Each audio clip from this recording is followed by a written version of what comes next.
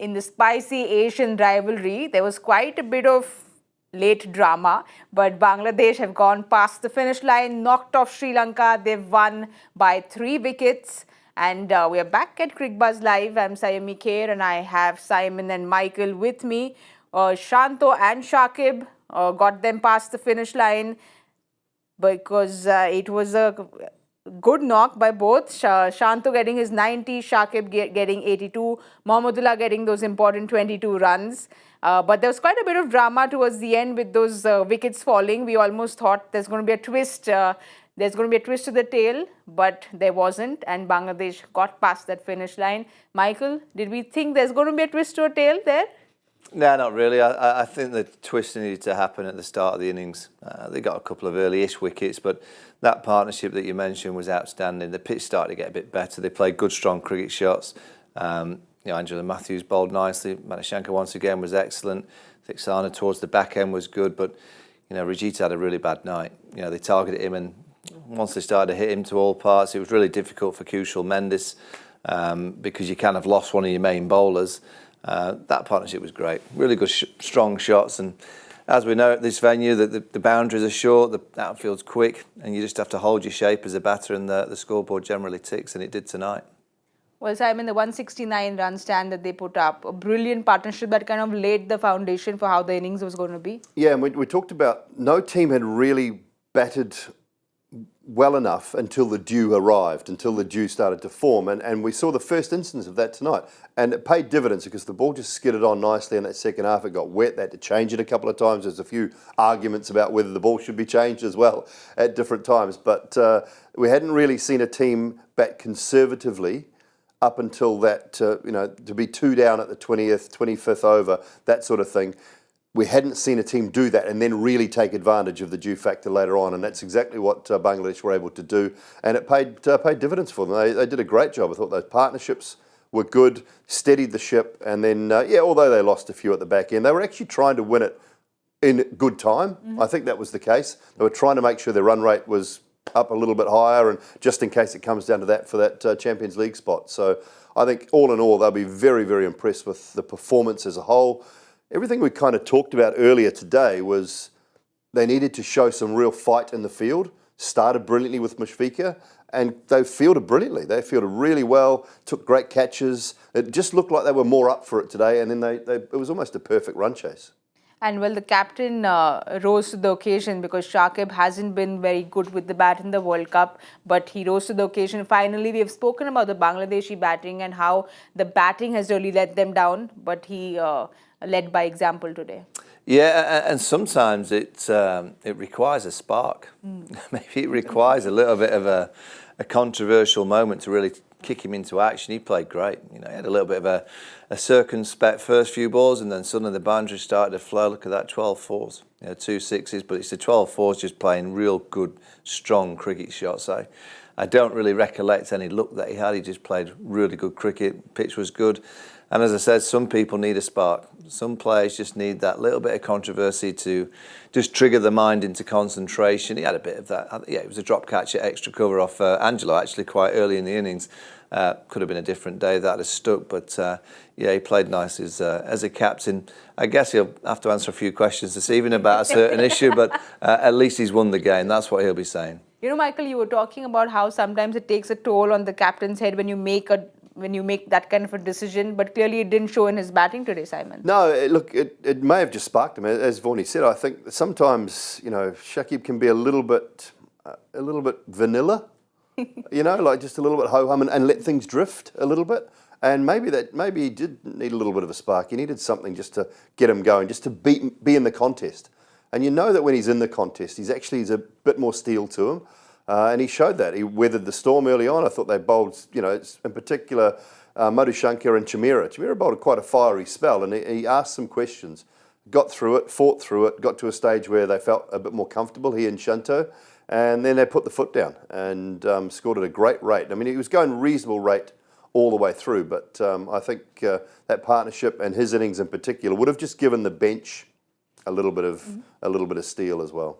And then there was Shanto, Michael, because Shanto as well, he's had a good first innings, and then after that, all single digits. So he'll be happy with his performance today. Yeah, I mean, he was due, wasn't he? He's a good player. I love that bat speed. He's got nice high bat lift. He latched onto anything short, quickly pulling the ball in front of square, and he looks brave. I always think with Bangladesh, even Shakib, when they're playing shots and being brave, they're a better team.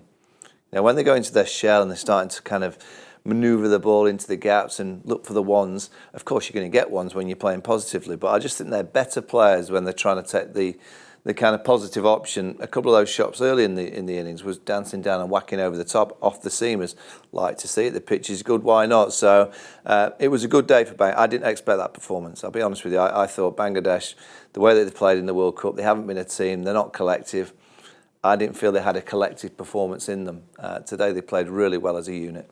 And it was almost like they divided their roles well, Simon, because Shakib was being the aggressor in the partnership and Shanto was taking it easy but playing very sensibly. Yeah, I think his strike rate was about 45-50 at one stage, and then Shanto really took off towards the back end. But that 169 off 149 balls, Shanto was way below a run a ball. As I say, his strike rate was right down at one stage. Shakib was about a run a ball all the way through until the end when he really went crazy. So they dovetailed really nicely. I think that was the key. But it just took a little bit of time to get used to the surface, to allow the surface to play a little bit better, and just take the sting out of the early onslaught from the Sri Lankans. And once Madushanka's first spell had finished, they knew there was going to be someone, and it was Rajita. And Vaughan said before, they took to him. They almost like they targeted him and said, "We're going to have a go at Gus and Rajita because we think he's probably the weaker link in the attack," and it was proved correct. So I think their plans were very good against all the bowlers. They saw off Madushanka to some extent, made sure they didn't give him any more wickets, stopped that momentum that Sri Lanka were looking to get early on, and then just worked their way into the innings. And that partnership was really, really good. It just showed that they do have it in them. Well, that 169 stand really put them all set for a victory. But then there was this hiccup because they lost those 2 wickets. Angelo Matthews got both those wickets, and after that, Rahim went for 10. Hridoy was not out for 15. But they lost those quick wickets there, Michael. And as a fan, you almost feel like, oh, are we seeing them crumble again? But thankfully, the batting managed to get them past the line. Yeah, I mean, I guess when you're not been winning, it's always hard to get over the line, and you see, wickets fall like that. But I also felt that they were trying to get this net run rate. I thought they suddenly went, they believed they'd won the game. Within 70 or 80, they thought, right, we've won the game, we'll go for it, and probably played 2 or 3 shots that they wouldn't necessarily have played. But I like that approach. When you get an opportunity to win the game quickly, it will come down to net run rate for the Champions Trophy spots. There's no question about that. So when you get that chance to just improve upon yourselves, just make sure you take it. So, there's a little bit of a panic because Bangladesh, they've not been used to getting over the line, but they were absolutely fine. It was the right approach. But Simon, also, Bangladesh's campaign in the World Cup so far has been extremely disappointing. We spoke about how their fielding's been disappointing, but today it almost felt like they finally arrived very, very late in the World Cup, or at least felt like they're finally looking strong as a team. Well, they looked much better. I mean, you look at those losses, 137, 8-7, 149, 87, 7 wickets. So they are heavy defeats, massive defeats all the way through after that first game was in Dharamshala, I think, when they beat Afghanistan up in Dharamshala in game number 1. So they've had a really miserable time of it. They haven't been at their best. They haven't had enough good performances from their key players. Shakib has been off the ball with the bat. They haven't bowled overly well at times. I thought Shurafil's been decent through the tournament. And we talked about Mahidi in the pre-show. He's been okay as well, but they haven't had enough good performances from key players. And that's what you need. When you're Bangladesh coming to tournaments like this, they need to play as a unit right throughout the tournament. They need to fight and scrap in every game because they're not quite as talented as some of the top teams, but they have that ability to get together as a team, and they just haven't been. They haven't been that way. So much better performance, but they'll still be pretty disappointed with the campaign, I would imagine. Well, somebody else who's going to be very disappointed with their campaign is Sri Lanka. We'll have a look at the bowling card because, yes, the pick of the bowlers for Sri Lanka through the World Cup has been Madushanka, now leading that with 21 wickets. Theekshana got those 2 and Angelo Matthews got those 2 a little late. Michael, overall, they'll be disappointed. We could see it in Tikshana's face. It almost felt like he was crying after the last ball. But Sri Lanka as a unit will be very disappointed. Yeah, he had a good day. I think Sane opening the bowling, 2 for 44 from his 9. He was excellent. I thought he was back to his best, actually. I don't think he's been anywhere near his best in this tournament, but he was getting the ball to spin either way just enough, which is all you need to put a bit of doubt in the batter's mind. Doull Saiyami Madushanka is fantastic. He really is a star over the wicket, round the wicket, bounces, swinging the ball, particularly to the left-handers early. He was getting beautiful shape. So even though they've not played well, I still feel they've got a few positives. You know, Asalanka, a really good player, and Nasanka at the top of the order, and Madushanka. I think you've got 3 players there that you don't build a team around just 3 players, but you've got enough there for a bit of substance. They'll be disappointed because after beating England, and they beat England convincingly in Bangalore, they've really dropped off since then. And I think when you get a win like that, you start to think, oh, we can kickstart our tournament. You know, we had an iffy kind of period, and then we beat England, and then we can start to win 2 or 3 on the bounce. They'll be disappointed that they've not been able to do that. But I just think it's the level that Sri Lanka have at the minute. They're very inexperienced, and they just haven't got the quality to be consistent over the course of a few games, particularly against the better teams. They have to be very wary with Madushanka. I mean, you can easily fall into the trap of wanting to play every game and every format of every game now. He's 23 years old. Just treat him pretty gently still at the moment, because he's shown what he's got. I think he's still a work in progress, even though he's got 21 wickets in this tournament. I look at him and I think, you know, if they force him, a bit like what Pakistan did to Shaheen, if they force him to play every test, every T20, every ODI for the next year or so, they could break him. And he may not have a long... You think about Chaminda Vaas and Zahir Khan and the left armers that have been really successful, Wasim Akram, in this part of the world. It takes a bit of time, and they've been at their best post 25, 26. Most of them have had great careers post 25, 26, 27. So I look at him and I think, just treat him nicely. You've got a real asset. You've got a lot to work with, but don't force him into every test match on a flat surface, every 50-over game, every T20 game. Just, you know, aram se, huh? Just relax a little bit and let him work his way into this international fixtures and international game. Get him right, make sure he's fit and 100% fit every game. Play him a test match, leave him out of a test match. Don't get carried away with this young man, because if you do, you might find yourselves paying for it in a year or two's time. Well, Chaminda Vaas, who used to coach him, said the same thing, and he said that they should consider workload management well with Madushanka. Also because of his action, he said he could be a little injury prone. But Michael, do you see that happening? We've spoken about the board and the politicalness of everything changing around, but they have to keep this in mind when it comes to this youngster. Yeah, I mean, Chris Silverwood will be, you know, if he keeps his role at the top, who knows? Haven't got a board, so I've no idea who's going to make the decisions. Yeah, you've got to be careful. You've got to be careful, but, you know, sometimes a bowler wants to play in every game, and it's sometimes that you need the management to go, whoa. But the key is the fitness, you know, making sure that he's not just bowling, but doing his strength and conditioning. You know, we're in a different era to the era that me and Simon played in, where it was just bowling and probably not as professional as they are now. So just keep himself nice and kind of lean. He's very hungry, you can see that, and he's got all the talent. So yes, he needs management, but he also needs to play. It's not a case of just wrapping him in cotton wool. It's just playing him at the right times, in the right moments. You can't win Test Series, you can't win World Cups, you can't win T20 World Cups without help from the other end. So the best thing and the most important thing for Madushanka is to get help from the other end. Well, after this loss, Sri Lanka have now got 6 losses in this World Cup, and they're joined by 2 other teams. Surprisingly, there we've got Sri Lanka, Bangladesh and England with 6 losses each. When you see such strong... I'm sorry, Michael, I have to get there. I know there are wounds which hurt, but I have to get there. So, Michael, 6 losses for teams like Bangladesh, England and Sri Lanka. It just doesn't look pretty on the table, does it? No, it doesn't. I mean, huge shocks, all 3 of them, actually, because I thought, you know, Bangladesh would be more competitive, particularly on these wickets. And I think, as I keep saying, Sri Lanka got hurt by injuries to key players. So I guess Sri Lanka losing 6 doesn't surprise me. England losing 6 is a huge shock, because England have great white ball players. You know, they've got, you know, particularly that top 5 in terms of the batting. They've got 4 players that I would put in England's greatest white ball teams. You know, Joss Buttler, Joe Root, Johnny Bairstow, Ben Stokes. And if you look at what they've delivered in terms of the team, they've delivered nothing. You know, that's why England have struggled. It's nothing to do with, you know, the culmination of many things: selection, contracts, coach, dynamics in the dressing room, there lies the problem, that 4 of the top 5 who are great players have not returned any kind of numbers that the team needed. If they'd returned the numbers that they generally do, and they have done for the last 3 or 4 years, I guarantee that England wouldn't have lost 6. Well, if I can just have a look at that table again, Simon, 6 losses. I don't think this has ever happened before. Usually you see the number of defeats are not so much, but this year, 3 teams with 6 losses, it just feels like there's just this big class divide that's happened in the table. Yeah, the flip side of what you see at the bottom of this table here is how good Afghanistan have been. True. How good Netherlands have been. And that's the sort of the feel-good story of this World Cup so far, is that, sides that have been through qualifying, or like the Netherlands, Sri Lanka had to go through qualifying, it's tougher. It's tougher to win now.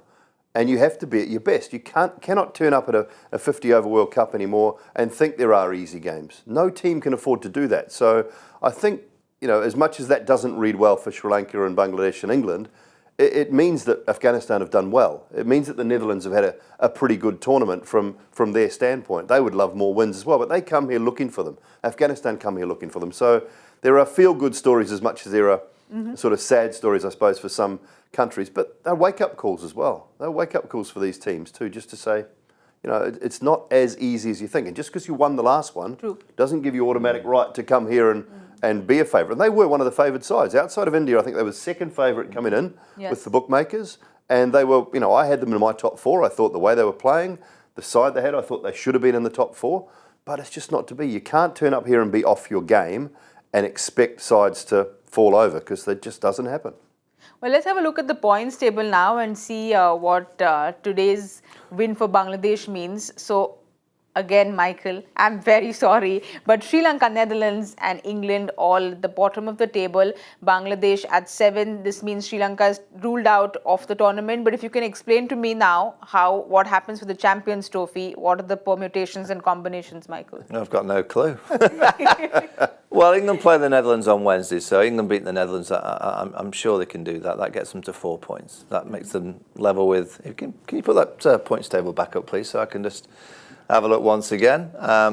It'll take England to 4 points, which will match Sri Lanka, Bangladesh, and it's obviously net run rate. England play Pakistan last. They might get away with just beating the Netherlands and finishing in the top 8, which qualifies them for the Champions Trophy. The Netherlands beat England on Wednesday. That's pretty much England done and dusted, I would think. I think they'll be done and dusted for the Champions Trophy. And as Simon said, you arrive as an England player on Wednesday thinking it's going to be easy.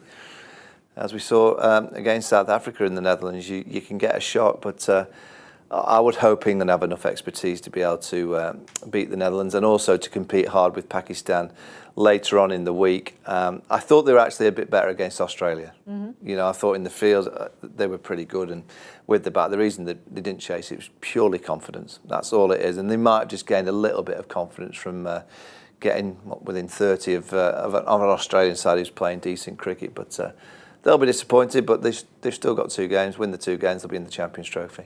Well, the bottom of the table has a lot to fight for, Simon, because usually when there is the World Cup happening, you always are looking at the top 4 and what happens in the top 4, but we are looking at what's happening in the bottom 4 a lot, aren't we? And I like it. I like the fact that, it's sort of a promotion relegation in football terms, isn't it? I actually do like it. I think you've got to have something to play for. I don't like the fact that you might have 2 or 3 games that have absolutely zero meaning coming to the back end of a tournament. So the fact that this is qualification for a Champions Trophy, I think, is a really good thing. And, there's still a lot to play for all those teams. Imagine the Netherlands qualifying for Champions Trophy and England missing out. I mean, it's just it would be unheard of. Yeah.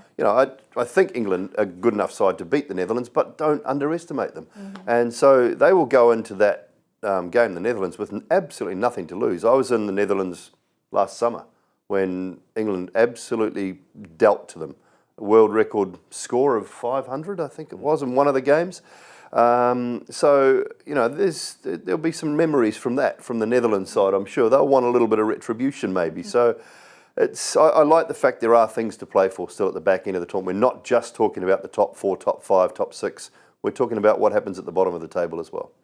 Well, things to play for tomorrow as well, because let's see what's happening tomorrow. Australia take on Afghanistan, and this there is a lot to play for here. This match happens at the Wankhede Stadium. Australia, of course, wanting to get this win to get a Q next to their name, and Afghanistan, who surprised everyone in this World Cup, will want to win because they have to win both their games to get into the semi-finals, which is still a big possibility. So, Michael, big game tomorrow for both the teams. Yeah, huge. And I see that your friend, the master Sachin, he's been with the Afghanistan team this evening as a practice, and he's given them a speech, which is great to see. Yeah, Afghanistan have been great. You know, they'll fancy the chances. You know, I'm hearing around the traps, you know, it's Mumbai, it'll suit Australia. You know, there's a bit of pace in the pitch and they'll blow Afghanistan away. I don't think they will. I think this Afghanistan are a group of fighters. They're very collective.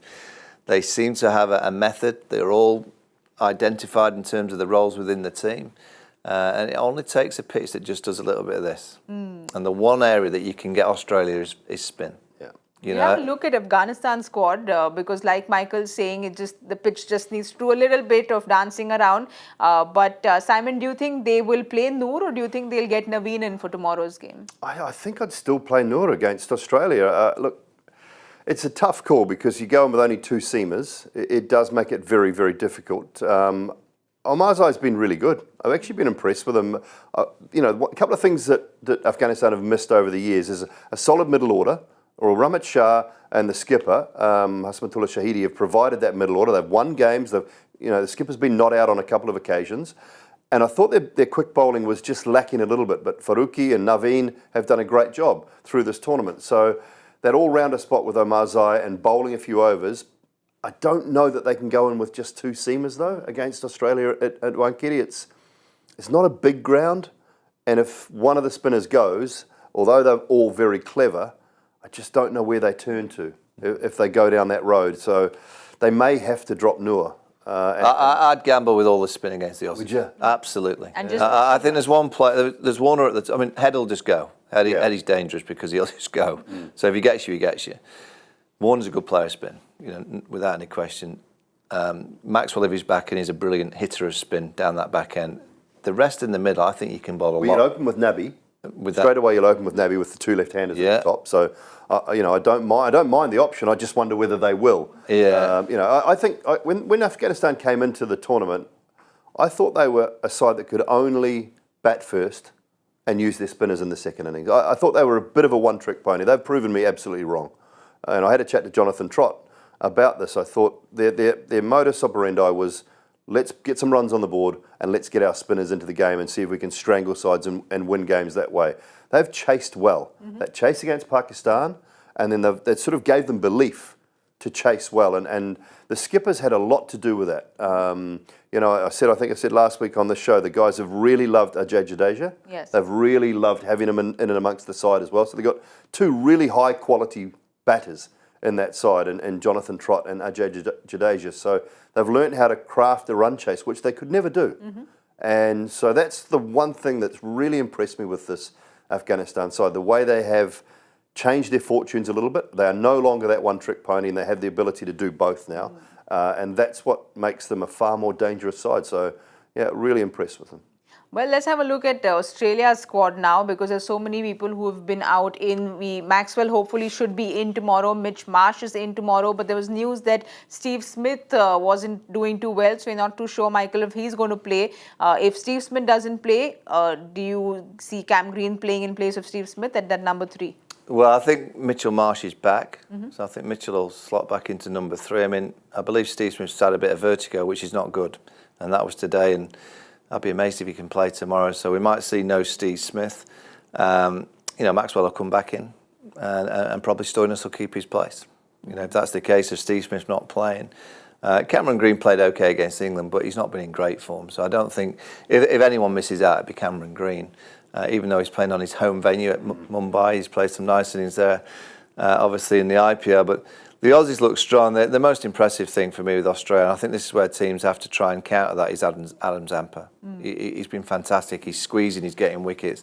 And I do look at their attack, and if you can get Zampa If someone can gamble and go, right, well, I'll take Zampa down, I think their attack will get challenged quite deeply, because then they'll have to turn to Stoinis a little bit more.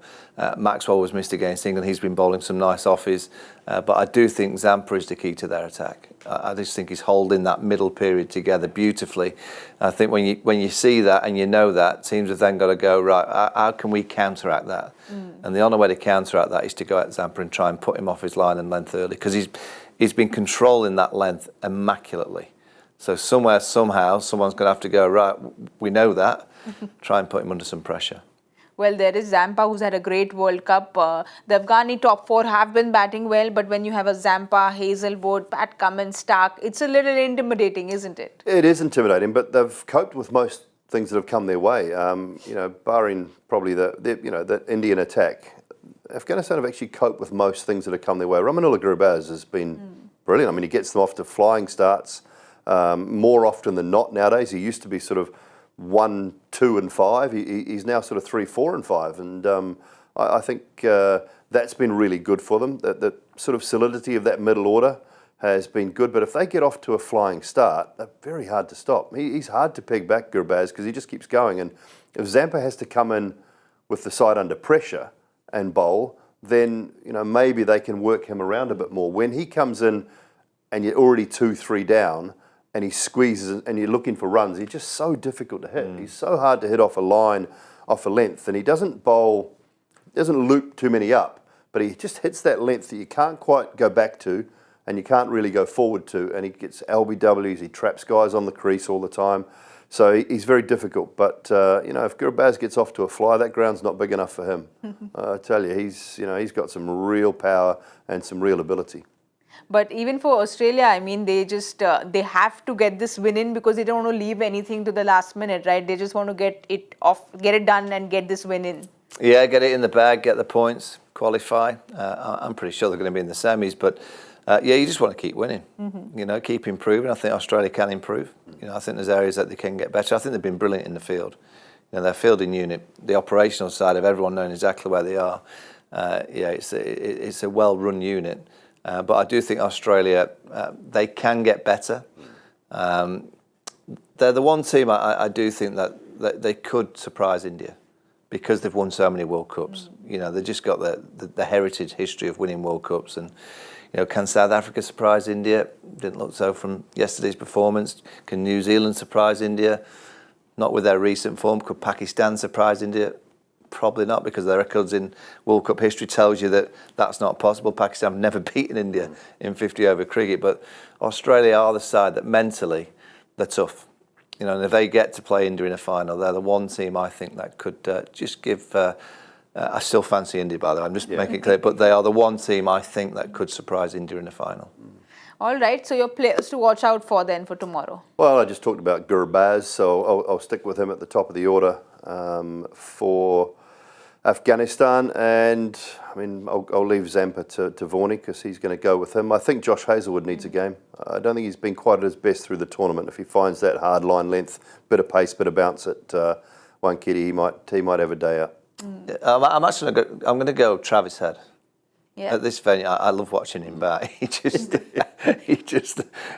rocks into fifth gear Right away, first to fifth. He just goes right. As long as he gets out there on time,